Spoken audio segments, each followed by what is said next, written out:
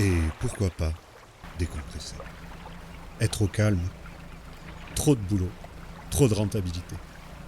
Les dossiers à rendre, les factures en retard. Ça vous dirait un petit peu d'air marrant pour se ressourcer? Moi, j'en ai sacrément besoin. Inspirer, expirer.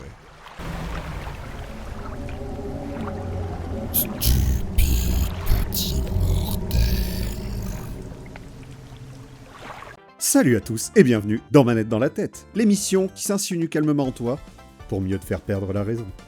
Je suis Apocalypse, voici Sonia, et nous sommes ravis de ouf de vous accueillir pour ce nouvel épisode qui va parler d'alimentation bizarre, qui va parler d'un jeu de rangement pour tous nos amis maniaques, et qui va parler de poissons beaucoup trop chers. Ce thon de 278 kg pêché au nord de l'archipel nippon s'est adjugé à 2 700 000 €. Ou peut-être pas en fait.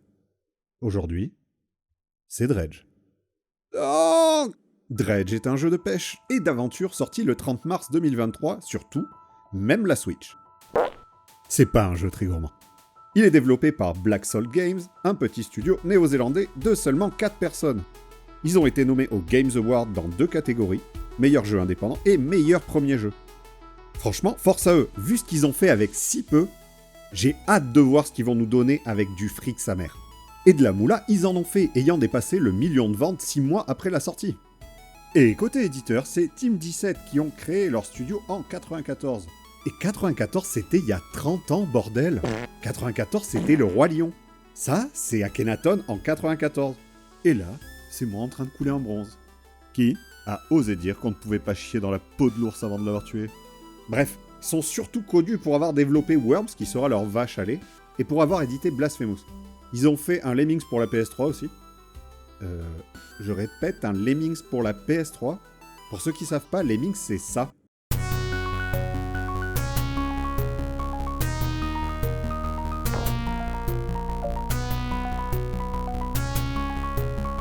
Franchement, une adaptation PS3 est-elle vraiment nécessaire pour sublimer la quintessence de cet univers au graphisme si élaboré?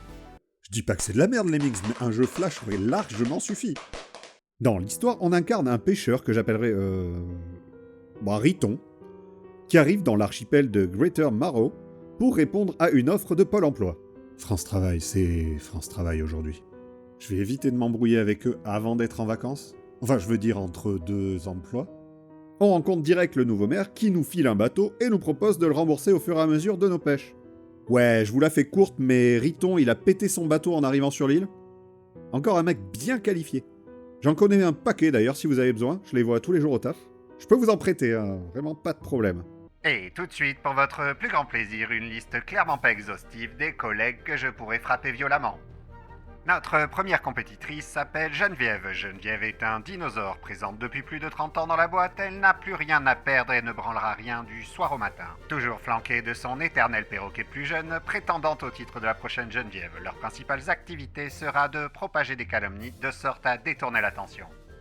Mais tout ceci n'est rien face à notre deuxième compétiteur, Jordan. Jordan est un prouveur, Jordan est Verseau, ascendant, va te faire cuire le cul. Il n'aura jamais tort, même quand la merde est devant lui. Complexé depuis l'enfance, il vous illuminera de son humeur de chiotte et son agressivité constante. Et enfin, et non des moindres, celle que vous attendez tous, Catherine. Catherine ne comprend pas l'expression « mêle-toi de ton vieux cul plat ». Catherine se fera un malin plaisir d'épier la moindre faute dans le but de la transmettre à vos supérieurs. Pourquoi régler un problème quand on peut l'envenimer sera son épitaphe. En effet, donner un coup de main pour arranger les choses et passer rapidement au problème suivant ne fait pas partie de ses attributions. Catherine est suffisante, acariâtre et a toujours les lèvres soyeuses à force de sucer le patronat.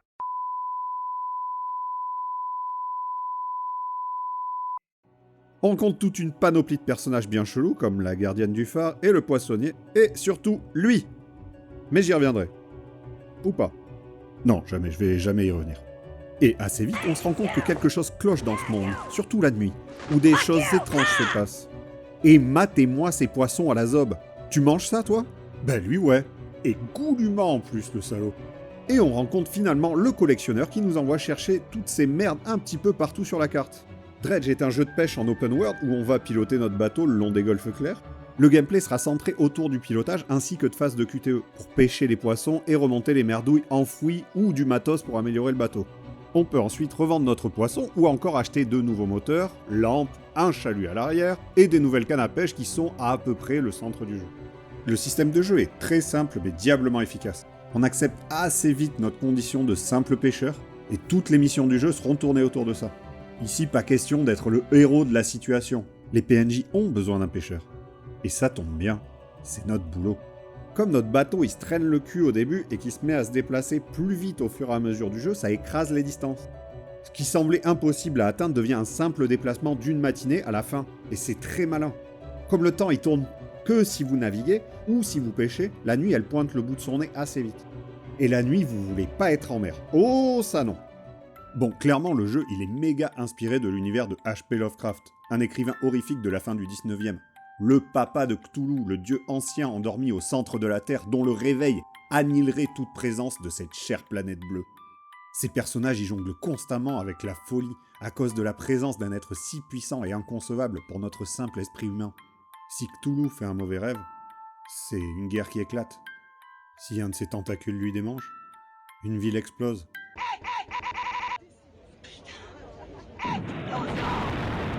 Et s'il pète, v'là les bons gros effets de serre. Holy cow! Si on m'avait dit qu'un jeu où il faut pêcher du poisson me ferait autant kiffer, j'aurais pas cru. Mais Dredge, c'est pas que ça. C'est rare de voir un jeu qui réussit aussi bien son ambiance. On alterne entre la journée où on va pêcher dans un délire décontracté, poussé par une ode à l'aventure. Il m'est arrivé d'y penser au boulot et de me languir de ma petite embarcation et le calme de cette mer énigmatique. Mais parce que rien n'est jamais aussi calme, et que je me ferais chier sinon, notre ami la nuit arrive.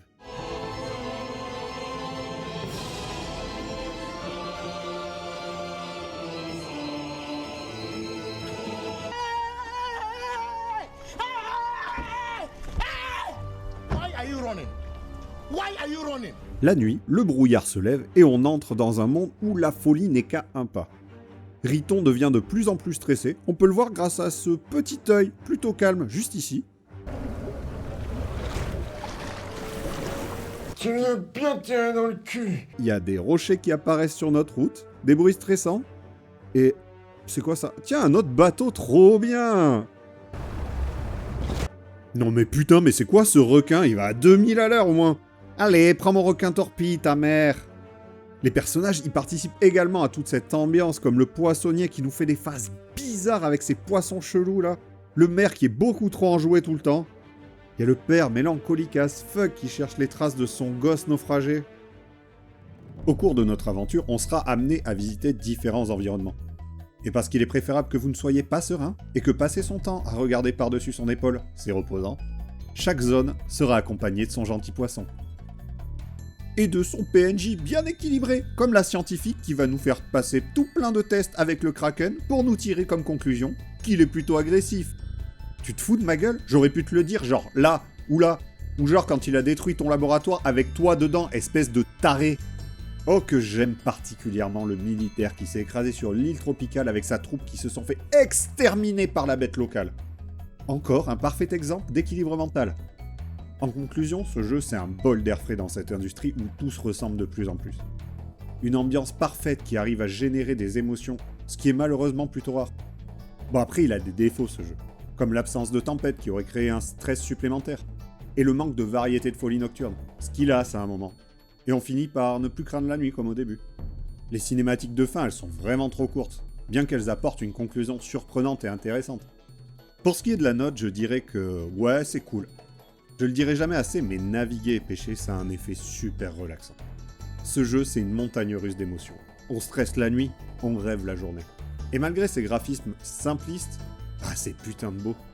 Un lever de soleil sur la mer, un phare au lointain, la sensation d'être fatigué par une nuit de pêche lorsque l'on rentre au port. Et tout ça accompagné d'une musique mélancolique et nostalgique qui serait capable de tirer une larme à putain de The Rock en personne. Ainsi qu'un bon gros respect des familles aux îles tropicales et aux mangroves qui ont réussi à charmer mon cœur par leur direction artistique.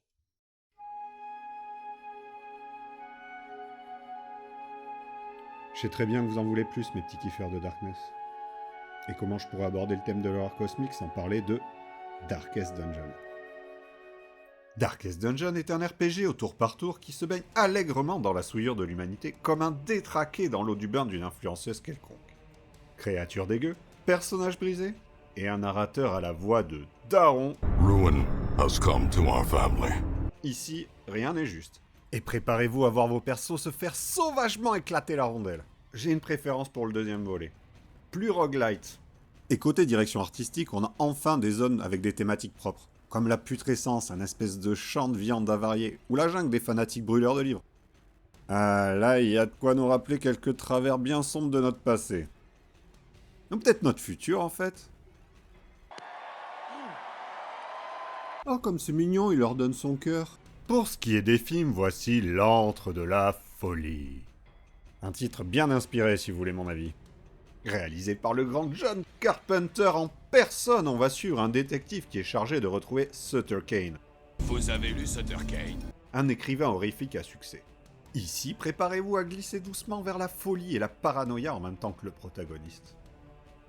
Mais peut-être que de simples livres ont un pouvoir plus grand que ce sceptique veut bien se l'avouer. Et en plus, regardez-moi ça, il y a le professeur Alan Grant. C'est pas une valeur sûre, ça? Je vais au passage caser aussi Triangle. Bah carrément, il y a des bateaux dans les deux œuvres. Qu'est-ce que vous voulez de plus? Là, on suit un groupe d'humains perdus en mer qui se retrouvent sur un bateau de croisière abandonné. Ou peut-être pas en fait. Malgré un début qui a l'air, on va pas se mentir, un peu pourri, Triangle nous amène dans une ambiance bien maîtrisée. C'est pas non plus un grand film, mais ça vaut le coup. Et une petite BD pour finir. Enfin, plus un magazine. Les mecs de Metal Hurlant nous ont sorti récemment un numéro spécial HP Lovecraft. Metal Hurlant, c'est un magazine français trimensuel de BD fantastique, le plus souvent science-fiction quand même, créé en 1974 par Mobius, Dreuillet et Dionnet. J'ai eu l'occasion d'en lire quelques-uns grâce à la médiathèque, et franchement, c'est du très très bon. Je vais me diriger vers la fin de cette vidéo. Et je sais pas si je vous ai déjà dit, mais j'ai habité une maison au bord de mer, une fois. Entre la mer et la maison, il y avait un pub. J'ai jamais vu la mer. Pensez à vous abonner, à mettre un petit commentaire pour la force du Genki Dama de Sonia. Et comme dit toujours Sonia la licorne, c'est le jour où on voit un moustique se poser sur ses couilles qu'on comprend que la violence, c'est pas toujours la solution. Prenez soin de vous, prenez soin de ma planète, et à bientôt.